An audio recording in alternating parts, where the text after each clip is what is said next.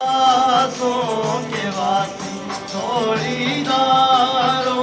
के राजा शंकर संकट हरे ओ भोले शंकर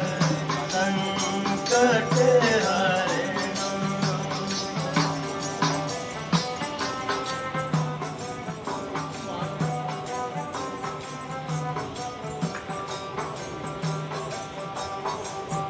तेरे कैलाशों का अंत ही न पाया तेरे कैलाशों का अंत ही न पाया अंत बेअंत तेरी माया ओ भोले बाबा अंत बेअंत तेरी माया ओ श्री